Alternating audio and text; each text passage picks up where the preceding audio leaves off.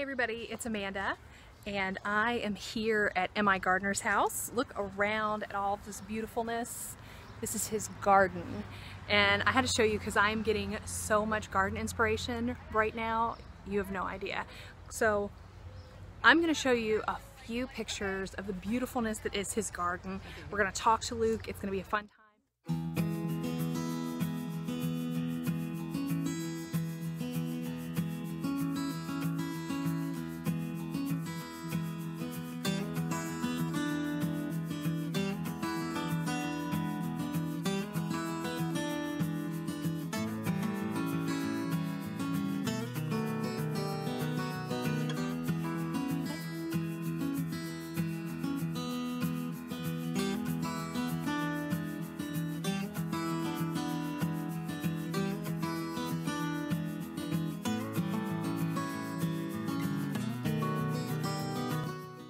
Showing you this is because what impresses me so much about this is, I don't know if you can see this, but there are houses behind him. This is a little suburban neighborhood.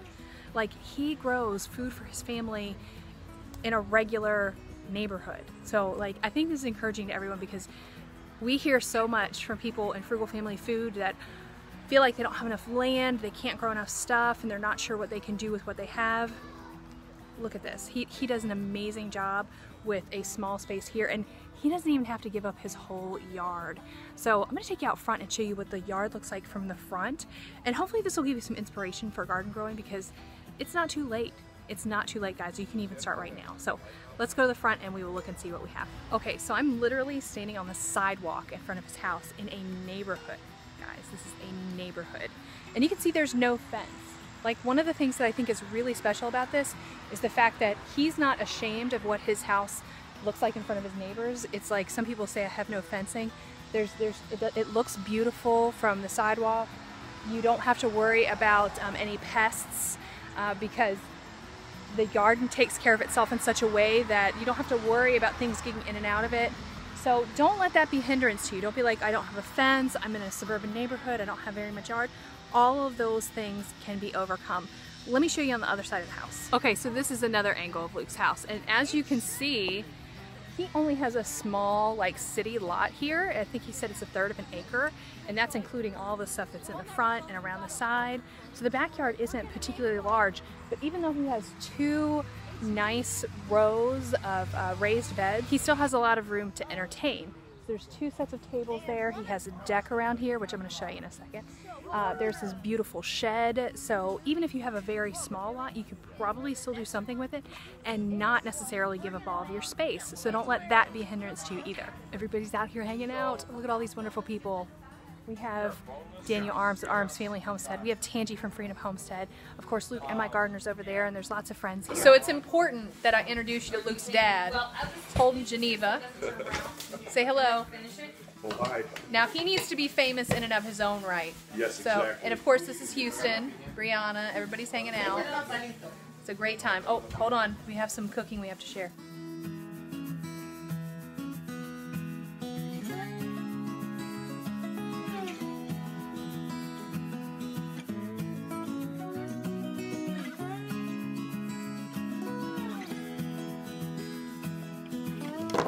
So this is sofrito right here? No.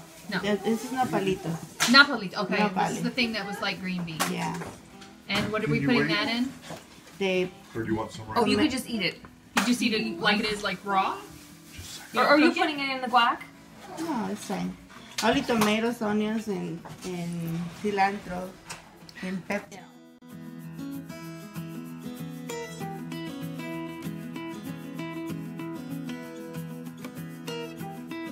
Lemons. Let me wash my hands first. Quote, quote, as they say. There. Is that? You have corn? Okay, here we go. The secret is to roll it. It softens it up and gives it lots of juicy. Lots of juicy. Wash your hands first. It's very important. And don't dry your hands, because when you dry your hands, you're getting germs from the towel. I wash my hands and leave them wet. That's my technique. It's so pretty. Look at how beautiful it is. I'm telling you, I'm really excited to taste this. I've never prepared cabbage this way before. Really? the way that he's saying that we're going to do it. He said we're going to add some lime and some salt and some thinly sliced tomatoes. Chicken. Coming through hot chicken. Coming through hot chicken. Hoo, hoo.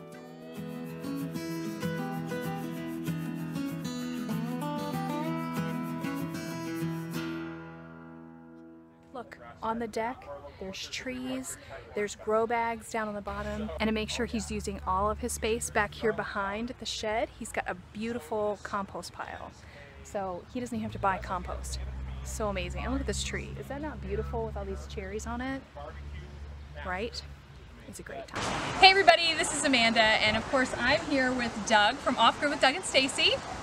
And I wanted to ask everybody, because we are here in Luke's beautiful garden, what is your advice for beginning gardeners? So I figured a lot of you guys are like me, and maybe you want to do it for a while, and maybe you've had some mistakes or failures. You feel like there's this reason why you can't. Maybe your yard is too small. What can you tell them to encourage them to get them motivated? One of the most biggest things we could tell you guys is do what you can where you are.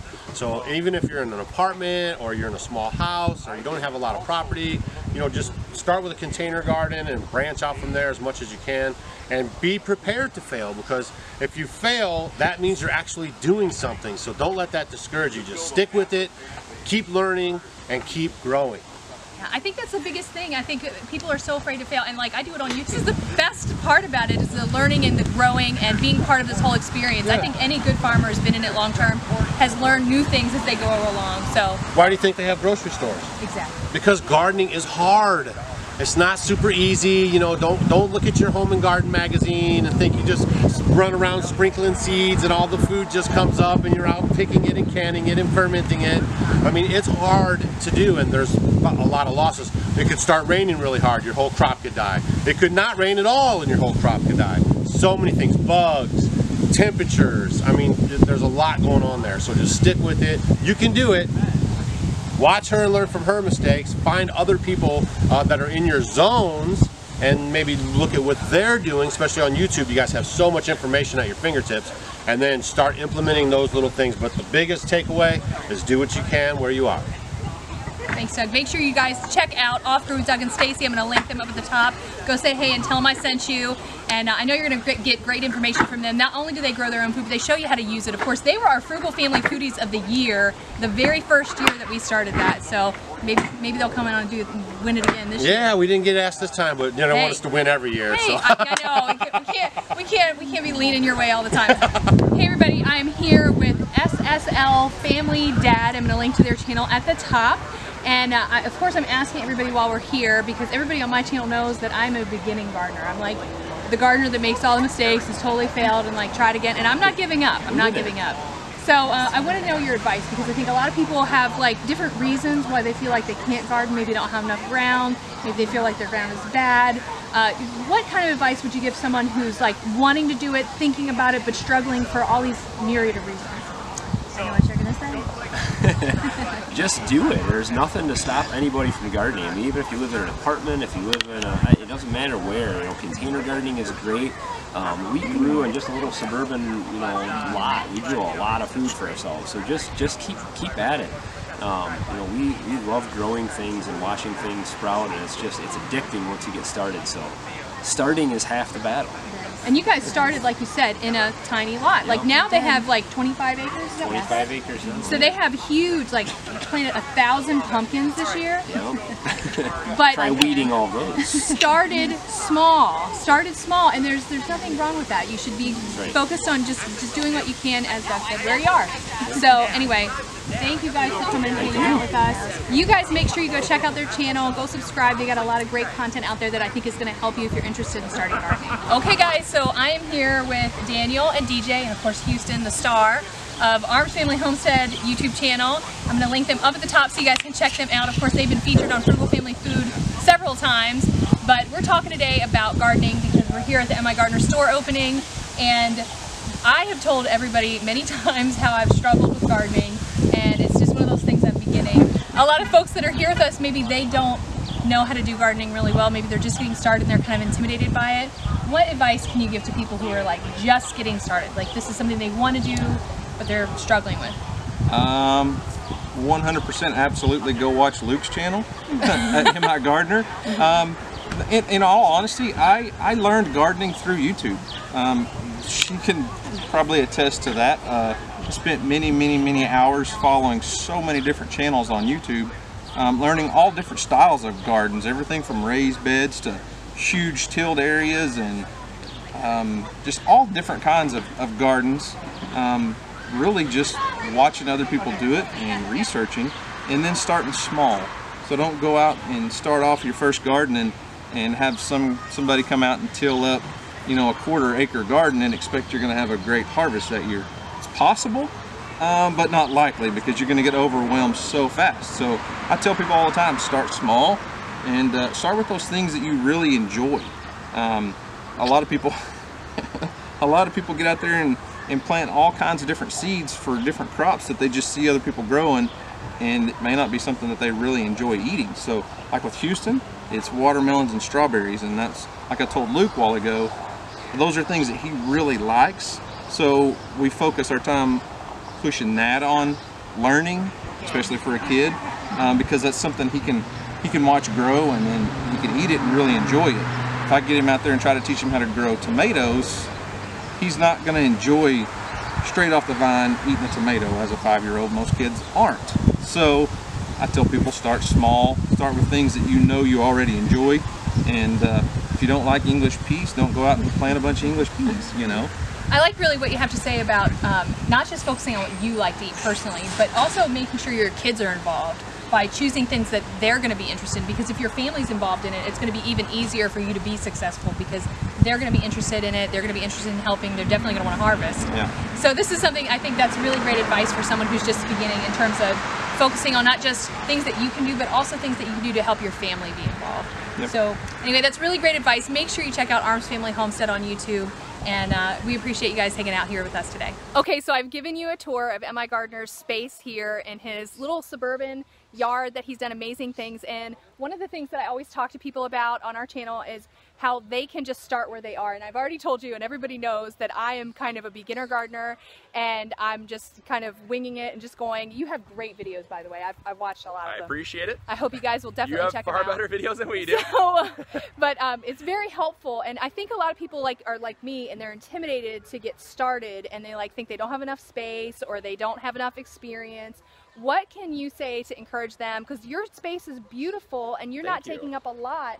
I think anybody can relate to using that. What advice can you give them? So the first thing that I can say is start somewhere. Yes. If you're not, and also side note, we're doing a video on cabbage over on our channel. You're going to want to see how to use cabbage from Amanda, because all I know is coleslaw. As a side note though, and she already helped me out, which is great. But you got to start somewhere. You know, even if it's an herb in a pot or in your windowsill. Some people don't have the light. Get a little grow light. Put something in your kitchen that you can just grab. Anytime you can incorporate fresh fruits and vegetables into your diet, it's going to make you feel better. It's going to taste not only better than from the store, but it's also going to be so much cheaper because you grew it yourself. And I can safely say here, you know, being someone that eats a solely plant-based diet, we eat almost 100% from our garden when it's in season, and we grow things that are season extenders, and we save so much money that, you know, being on a plant-based diet, people think is really expensive. It can be really expensive if you buy everything from the store, but if you grow it yourself, you're getting the highest quality vegetables at a fraction of the cost, and you're getting seeds, you know, that you can grow. Hopefully, if you're starting from seed, you know, you're checking out migardener.com, obviously, because we have 99-cent seeds, and that's just because we really want to help people get a start somewhere of all budgets. And Luke has generously, if I may say, offered a 10% discount if you use my link that I'm going to have down in the description box. So make sure you check that out. But I mean, that's even cheaper. 89 cents. 89 cents a pack, folks. And so we just really want to see people start somewhere, even if it's just a tomato plant. The best way to increase your standard of living without increasing your cost of living is to grow a garden. So I just want to see more people do that, and I really do hope that that you start somewhere. We started with 30 square feet, and now we have just over 2,000 square feet. And it didn't happen overnight. It happened in baby steps, and that's the way you got to just take things is baby steps, and so you don't get overwhelmed, and you can do it. I know you can. Yep. So thank you very much, Luke, for hanging out with us and letting us see your garden and for offering your kind discount. You guys need to check it out. Hit migardener.com. I'm going to have the links, like I said, in the description box. Make sure you go there. I think everyone could do this. Save some money on their grocery budget, have a beautiful lawn, be able to share with friends and family. It's a great experience. So thanks so much. You guys make sure you go head over to his channel and subscribe. We'll link that up at the top. All right. Grow big or go home. Okay, this has just been a really great time here at M.I. Gardner's place. We've been exploring his lot and all the great stuff he has going on here, and we even talked to both M.I. Gardner and all the other great YouTubers are here. Hopefully it's given you some great information to help you get started on your own garden. I hope it's been encouraging to you. Lots of good advice. Make sure you check out all those channels. They'll also be listed down in the description box, so go check those out and make sure you subscribe to every single one of them and tell them I sent you. So anyway, you guys have a wonderful day and we'll see you next time. Bye! Hey, thanks for watching. I'm really glad you came to visit us here at the Fundamental Home. Make sure if you enjoyed this video that you click the like button and also click subscribe right below me for more videos coming into your inbox all the time. And also, if you enjoy social media, we've got links up at the top here for Facebook, Twitter, Instagram, Pinterest, all the other fun things. And check out thefundamentalhome.com for more information about what we're doing all the time and how we do it, because there's way more details there. And here over to the right, we have some videos that I recommend. So thanks again for coming by, and we'll see you next time. Bye!